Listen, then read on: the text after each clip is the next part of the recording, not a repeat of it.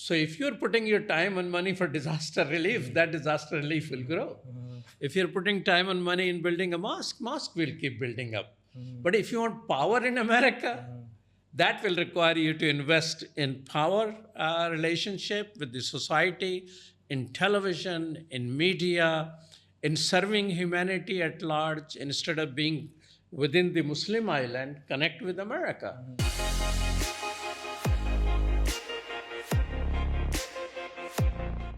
Assalamualaikum warahmatullahi wabarakatuh. Welcome to the IAIS Podcast, dedicated to Islamic international relations, global Muslim affairs, and relevant topics related to Islam and the world. I am Wan Naim, and our show today will feature a special guest, Dr. Abdul Malik Mujahid, who will be sharing his insights on in America, the success and failures in Palestinian activism in the US, as well as what future in store for both Muslims and Muslims in US and the globe after Trump's second presidential term. Before we begin, a brief profile of Dr. Abdul Malik Mujahid. He is an American imam, producer, author, and non-profit executive. He is president to 3 organizations and prominent Muslim community leader in his city, Chicago.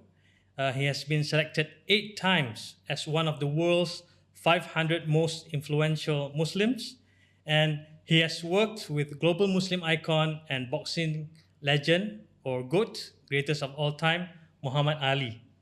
So before we begin, I'd like to welcome you to IAIS and our studio. Welcome, Doctor. Thank you. Assalamu alaikum. Wa alaikum salam wa rahmatullah.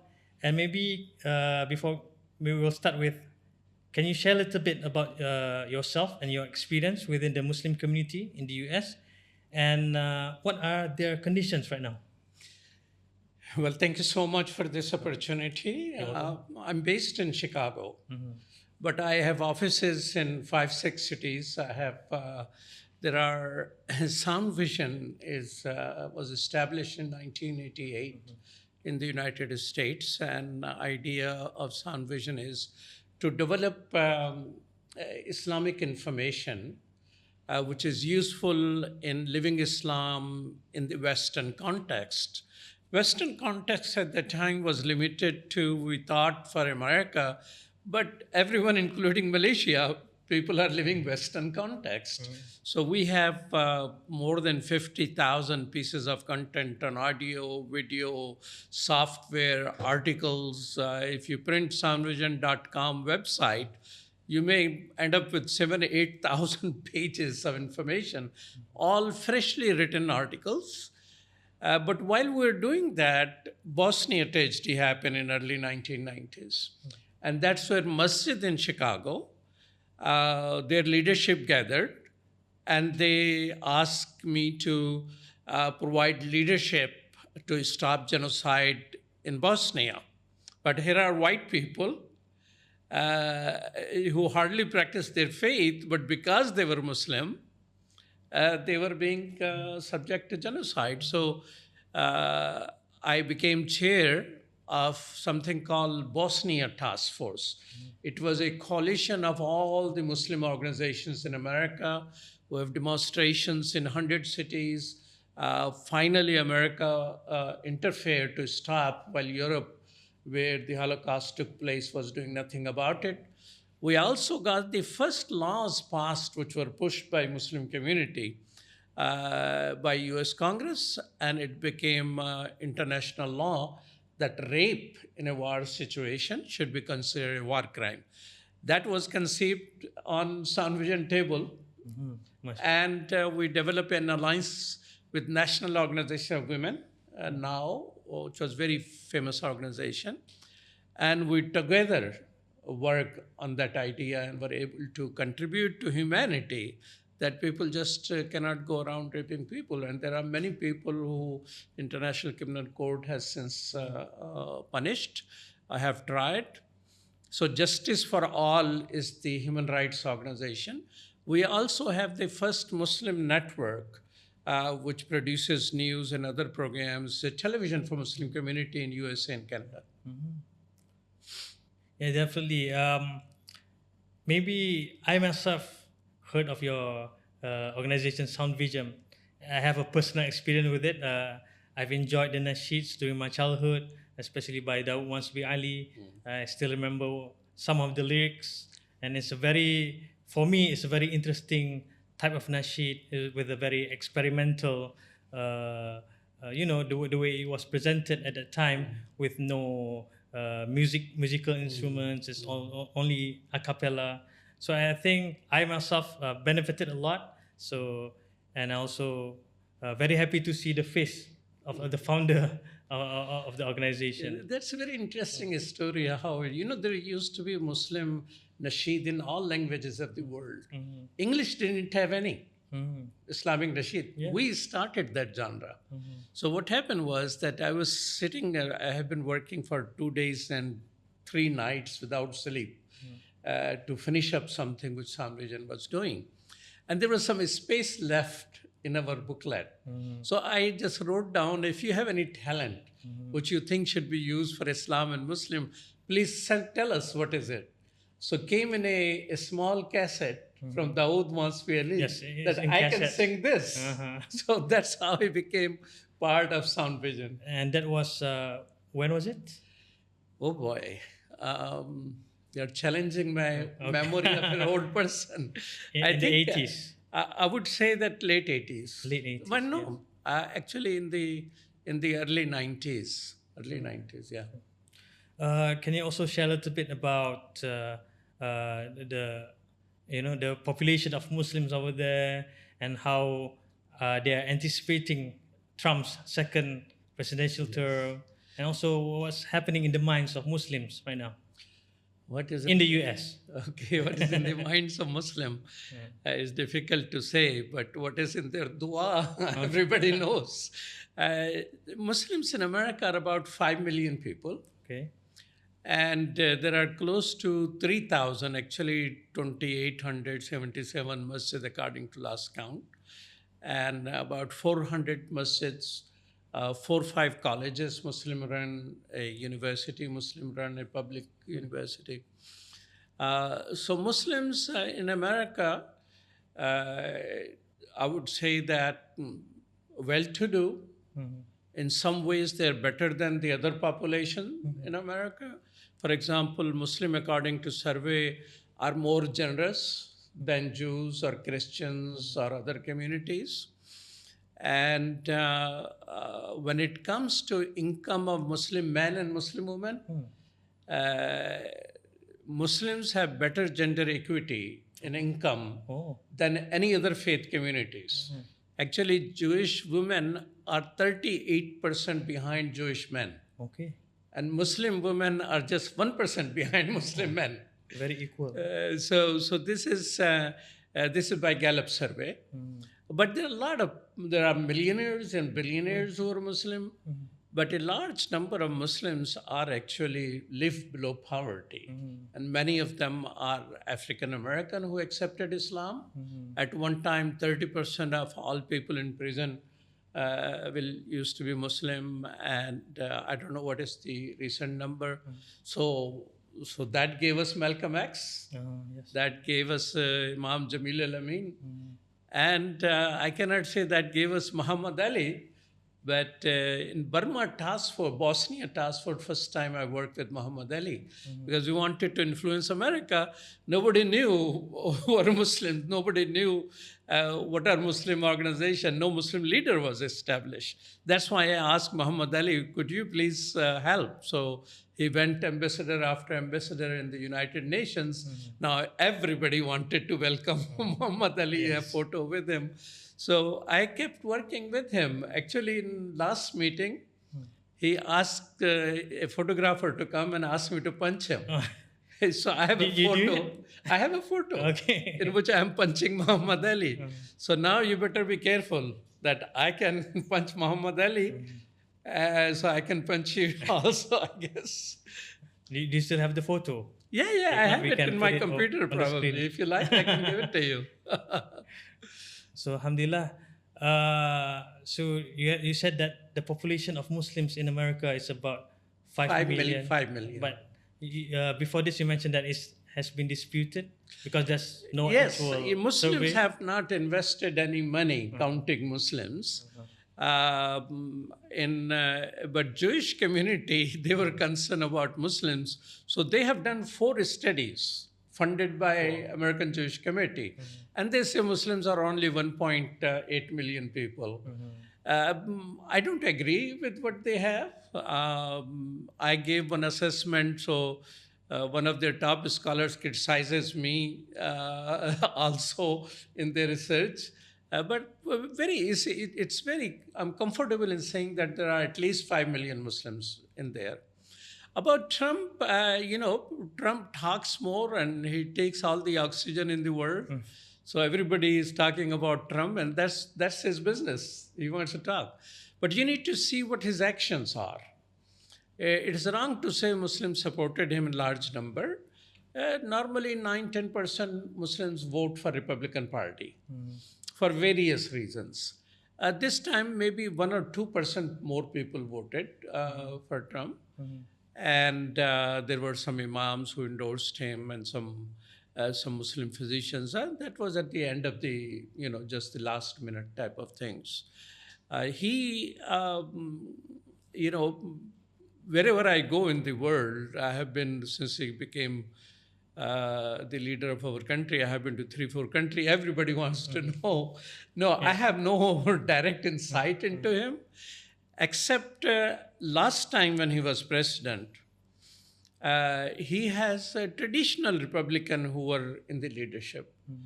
This time he has people who are similar to him, obnoxious, arrogant, racist, rapist. He himself is a convicted rapist, is a convicted felon. It's a tragedy for America that a person like that is elected by America. So nobody, can complain. He is elected leader of our country. Yes. And it is not Muslim who is going to be the first target of Trump. It is going to be America itself. How they're going to govern a country which gave the world freedom and liberty and teaches the world about human rights and diversity. Now his statement is, anyone promoting diversity, report that person. And so I'm concerned for America. America is a beautiful place. It's my country. And this person is going to hurt this country. Yeah. As far as Muslim in America, we survived the first Trump administration. We will survive this one also. It has challenged Muslims. And as a result, a combination of factors. I mean, the struggle for freedom by Palestine has probably brought more American Muslim in public sphere than anything I have seen in last 45 years of me being in America. So every place is Muslim Political Action Committee. They're more engaged, they're more coming forward. And that engagement is only going to increase because of Trump. It is not going to decrease. Yes, I think in one of your profile, I think it's mentioned that you are one of the leaders of a political action committee. You have founded one of it for Palestinian issues, if I'm not mistaken. And actually, I'm quite curious about voting patterns among Muslim Americans. They usually say that Democrats have them as a safe voting bloc. But because you touch about Palestine, does the current situation in Gaza, do you think affects a little bit the one you mentioned, 1% shift towards Republicans? They don't usually vote Republicans, Democrats, they're heavily Democrats.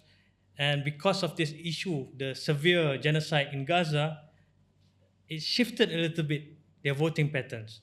Correct me if I'm wrong. One American president who until last minute supported Palestine and their freedom was President Carter.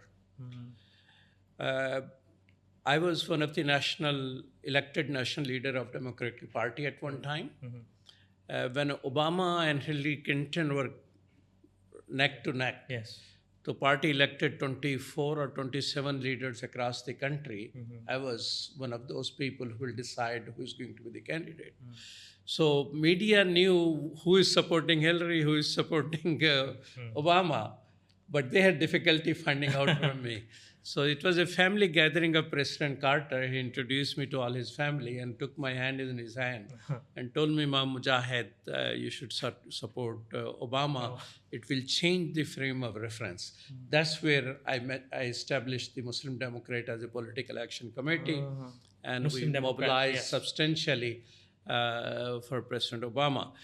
I can tell you this, and it may come as a surprise to a lot of people. President Biden has appointed more Muslims in the government than any US president in the history. Okay.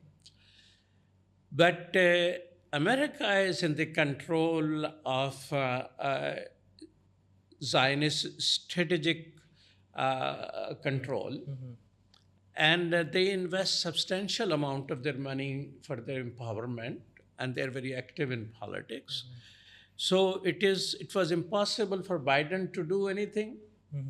It would be impossible for Trump to do anything. For both of them. Yes. So it will take a substantial power shift in America to facilitate freedom and justice for Palestine. And Muslim Americans in that area can play a critical role. Only if they shift their time and money in right directions. Right now, in 2022, the last survey we have, Muslims in America donated $1.8 billion zakat. Where does it go? It goes for disaster relief. Or rest of the donations go in building mosques. So if you're putting your time and money for disaster relief, that disaster relief will grow. If you're putting time and money in building a mosque will keep building up. But if you want power in America, that will require you to invest in power relationship with the society, in television, in media, in serving humanity at large, instead of being within the Muslim island, connect with America. And that's what Prophet Sallallahu Alaihi Wasallam's brought Quran to us. Allah says, you shuhada ala nas. And that is a role when Muslim community in America adopts. Probably they will be able to break the hold on American politics by Zionists. And that's quite possible because people will not believe this, but this is a research I'm sharing with you that in 1939, when the Holocaust was at the high level, a bill was presented U.S. House as well as U.S. Senate to get 20,000 Jewish children from Germany to America to save them. I mean, right now, of course, Israel is killing Palestinian children, but there was one time they wanted to save their children. Guess what? Bill was not even debated, much less voted upon. This week, and within 4 months of that, in May 1939, a ship named St. Louis brought 927 Jewish people, mostly children and women, but some men also. America did not allow any of those people to land in America. And ship went back. And according to U.S. Memorial Holocaust Museum, 30% of those people were killed by Nazis. So they were weak, but they work on it. Work on human relations. They work on political empowerment, media, putting their money where mouth is. So we make dua, Ya Allah, liberate Palestine. How much money are you putting on the table for that? That's the question. So if Muslim in America move forward, America will come along because it is the Bible which says Jews kill Jesus. Muslims don't believe that, but Bible says that. So they have these type of ideas, and that's what Jews are worried about. That's why they are taking actions, and the university presidents and different Muslims in campuses and things like that. And more they oppose, more this thing is going to grow. But it will take time. It took time for Zionists to have a strong hold on American politics, but America can be liberated. And that's where the alignment need to come in. Muslim majority countries need to consider Muslim minority in America as a strategic asset. They don't need money, they have money. But I think there are other types of relationships, so they continue to consider themselves part of the Ummah instead of some other animal in American Muslim. So, Dr. Abdul Malik Mujahid, you've worked directly with Palestinian movements, and you have a lot of projects under your belt to show for. And especially during the time, the second presidential term for Trump, the advisors surrounding him, for instance, Stefanik, Mike Huckabee, they are known anti-Islam and pro-Zionist. And also it's very interesting that you mentioned that Zionism has not always been that strong in America. It has its ups and downs. And Muslims, even Muslims can can change their fate. But you mentioned there are two pillars to arrive to that position, which is media and politics. Maybe a little bit more on that, on the two pillars. Sure. I think what I have read is that the Jewish community establish institutions to help all people. Hospitals, colleges, universities. When, for example, Muhammad Ali, which we discussed, when he was being maligned in America on television, when he refused to fight in Vietnam, at that time, the journalist who stood by him is Howard Cosell, who was a Jew. When civil rights movement in America was going on by African Americans, many of the people who were non-African American who were standing with them were Jews. And they were fighting for their cases and laws and things like that. They're lawyers, writers. So I think they paid attention to society by human relations and hospital and all of that. That was one aspect. Second aspect was media. I mean, when I went in America, first time I went was in 1977. There will be cartoon of Arabs, which will have nose, will be like a hook nose. That hook nose was not invented for Arabs. It was invented for Jews in the 40s and the 50s of this year, of last century. And then it was being applied because they eventually went into the media. They mastered the art and technology of communication. Similarly, they started, the third thing was they started engaging people in the society, developing coalition and alliances, because they are also a small percentage of America. They enter in dialogue. For example, Bible says Jews kill Jesus, but you will not hear on television.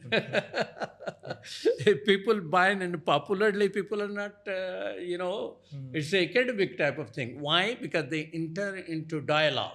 They had they invested in 38 organizations, I think, almost a century ago, of dialogue with Christians and things like that, and telling them, no, we didn't kill, and all those type of things. So developing a power through relationship in the society, human services, media, investing in politics, and of course, all of that requires money. So it means they put their money where their mouth was. Excellent. I think we have reached to one of the last questions for today. It's related to also still Trump, because this is one of our key focus for today's podcast. What might a Trump second term mean for Muslim Americans in terms of his policies, public sentiment, and civil rights? I think before we touch a little bit about Palestinian movements, but maybe this is more of a local issue, policies, local policies, public sentiment, and civil rights. And globally, that's for domestic. And for global, how could Trump's America First, peace through strength, that's the name of his policy, affects Muslim majority countries, particularly in the Middle East, as well as nations like Malaysia? and what would this mean for issues like Palestine and broader regional stability? But this is more like from a geopolitical perspective. I was sitting in a think tank, Council on Foreign Relations, when Hillary Clinton was the speaking at the council she was the Secretary of State, and to my knowledge, that was the first time I heard from American leader saying that something like that America is no longer the unipower country. We're not the only superpower. It's a multi-power world. Something like that, she said. And I remember because I was present there. And but that was the first time America mentioned what type of world we're going to be.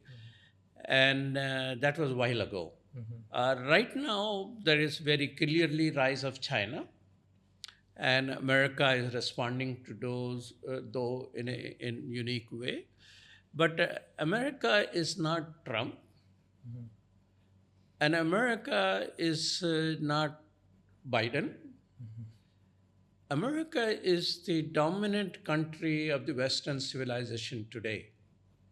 The way I'm dressed, not counting my shirt from my mother's days, is a Western dress.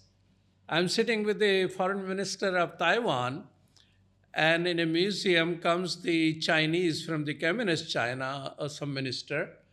The guy was dressed just like this, with a tie. And he has a lot of makeup, which was looking very ugly. So the ideals and images crafted in America by the dominant civilization are everywhere.